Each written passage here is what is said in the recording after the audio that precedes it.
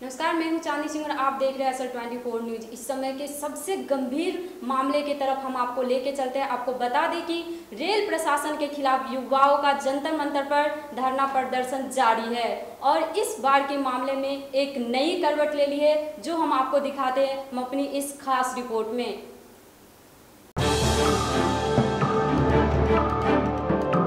एक बार फिर सुर्खियों में भारतीय रेल मंत्रालय।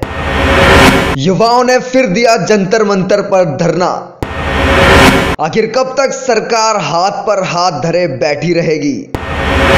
आखिर कब होगी सुनवाई इस धोखेधड़ी वाली सियासत की? हम आपको बताएंगे, देखिए हमारी ये खास रिपोर्ट।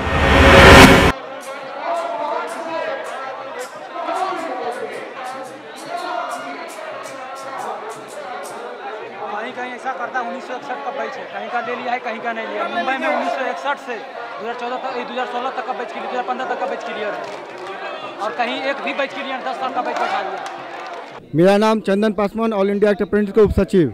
सर, क्या मांगे आपके इस धरना दे रहे हो? ऑल इंडिया एक्ट अप्रेंटिस में जो अप्रशिक्षित छात्र है उसको नियुक्ति दी जाए, क्योंकि पूर्व की केंद्र सरकार के द्वारा जो हम लोग का सिलेक्शन होता था वो अप्रेंटिस के बाद 6 महीने साल भर के अंदर उसकी नियुक्ति हो जाती थी। पर ये सरकार जब से बनी है तब से आज तक सरकार किसी को भी रोजगार नहीं दे पाई है। तो वो जो skill India, make in India के तहत में एक रोजगार पे इतना खर्च किया जा रहा है, उनका फायदा जो होता है जनता को नहीं मिल रही है। जितने भी छात्र हैं सब स्किल, डबल स्किल्ड है, ITI किए उसके बाद अप्रेंटिस किए, तो इसको रोजगार क्यों नहीं मिल रही है? ये सबसे बड़ा क्वेश्चन केंद्र सरकार के लिए है। दूसरी बात कि अगर जो इससे पूर्व में भी दिल्ली का जंतर मंतर पे हम लोग प्रदर्शन किए तो उस आश्वासन दिया था कि ठीक है आप लोग जाओ, काम हो जाएगा, लेकिन उसके बाद भी जब हम लोग का नहीं हुआ तो फिर वापस आए। लेकिन ये अपना दोहरी नीति और राजनीति करने के लिए, छात्रों पे शोषण करने के लिए तैयार है और शोषण करता आ रहा है।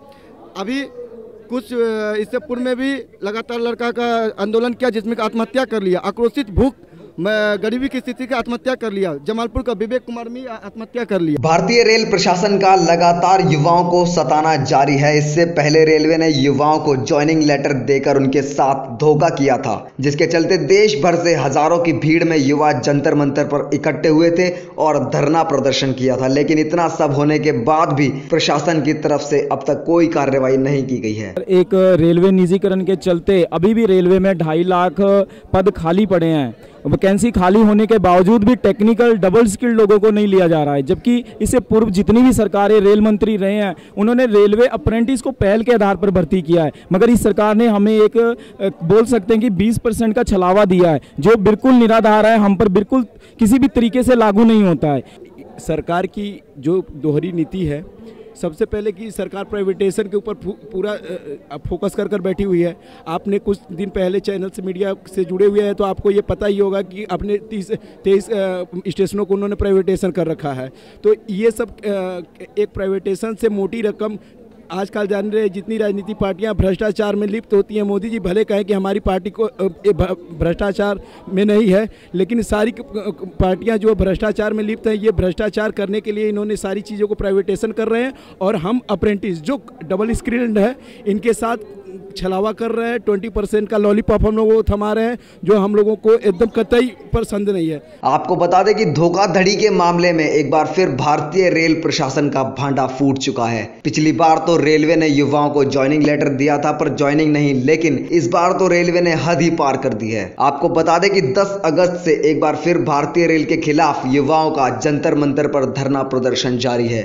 और अभी आज हम लोग ट्रेन हो चुके हैं और बाद में 20% लाके हमको इन्होंने एक प्रकार जो बोलते हैं ना, फांसी लगा दी है। जो बेरोजगार है इनको इन्होंने फांसी लगा दी है, क्योंकि अब हमारी एज बढ़ रही है। हम ऑलरेडी एग्जाम सिलेक्शन होता है, अप्रेंटिस कर चुके हैं, ट्रेन है, उसके बाद हमारी एग्जाम होती है और सब लड़कों के पास जो भी है सब जो सब लड़कों के पास प्रमाण पत्र आ चुके हैं और उसके बाद इन्होंने रूल निकाला है। उसके बाद भी बोलते कि आप एग्जाम दे के आओ। क्यों आएंगे? हमारे साथ वाले सेंट्रल में परमानेंट हो चुके हैं, अम्बाला में परमानेंट हो चुके हैं लड़के, उसके बाद और अम्बाला सेंट्रल और गोरखपुर में लड़के परमानेंट हो चुके हैं और हमें बोलते हैं कि आप 20% से आओ, एग्जाम दे के आओ, तब कि हमारी एग्जाम हो चुकी है, हमारे पास सर्टिफिकेट है, सब है, फिर भी हमें बोलते हैं। मन में है वो सही मायने में कि ये लोग ट्रेनर हैं, ट्रेनिंग ले चुके हैं, 2-3 साल खराब किए हैं, 10वीं पास करने के बाद ITI करने के बाद इन्होंने ट्रेनिंग ली और इनको सर्टिफिकेट मिल गया। और आज 2015 तक इनको मतलब पैसा भी मिलता था स्टाइपेंड कि 1500 1800 जो भी, और इसके बाद भी सरकार ने 20% इनको लेने की बात कर रही है और 80% बाहर के। जब जो ट्रेनर है जिन पे इतना खर्च आप कर चुके हो, आज लाखों रुपए खर्च हुआ है, उनका खुद का हुआ है, रेलवे का हुआ है, दूसरी एजेंसी का हुआ है, खर्चा होने के बाद अब वो ट्रेनर को आपने सर्टिफिकेट दे दिया है और वो ट्रेनर को बाहर करके आप बाहर वाले 80% को क्यों लेना चाहते हैं? युवाओं का कहना है कि उन्हें न सिर्फ ज्वाइनिंग लेटर बल्कि रेलवे द्वारा ट्रेनिंग भी मिल चुकी है, लेकिन ज्वाइनिंग का अब तक कोई अता पता नहीं है। ज्वाइनिंग की आस लगाए बैठे इन हजारों युवाओं के सब्र का बांध टूट चुका है, लेकिन रेलवे प्रशासन के कान पर जून तक नहीं रेंग रही है। हम 5 साल से बैठे रोजगार के इंतजार में बैठे हुए हैं और हमें लगा कि प्रधानमंत्री जी ने कौशल विकास योजना और कुशल कारीगरों के सम्मान की बात कही है, हम लोगों को आशाएं हो गई कि हम लोगों को अब तो रोजगार मिल ही जाएगा। लेकिन रेल प्रशासन की दोहरी नीति, जिसके तहत हमको 20% का कोटा RRC में दे दिया, और फिर मेरी वही एक बात कि 20% अगर आपको 20% का कोटा अगर हमें देना ही था तो ये हमें भर्ती प्रक्रिया से पहले दे दिया होता और अप्रेंटिस ही ना कराया होता, क्योंकि अप्रेंटिस करते समय सबसे पहले हम एक एग्जाम देते हैं, फिर अप्रेंटिस में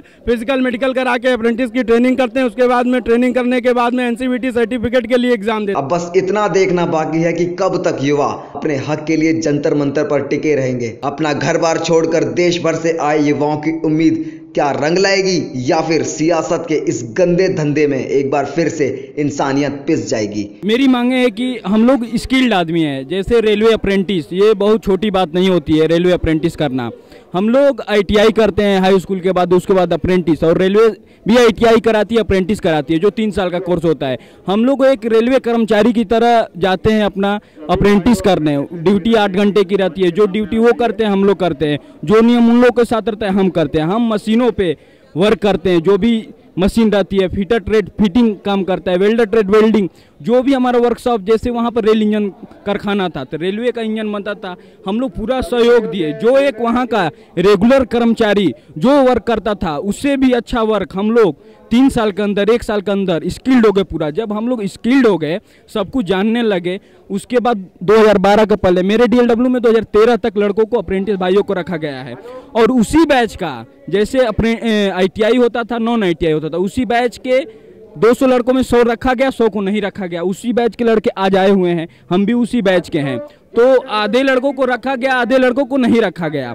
तो ये कौन सी नीति है? और वीडियो एडिटर अजीत पुजारी के साथ विकास बघेल, असल 24 न्यूज, सच्चाई आप तक। इस मामले से जुड़ी पल पल की खबर जानने के लिए हमारे चैनल को अभी सब्सक्राइब कीजिए।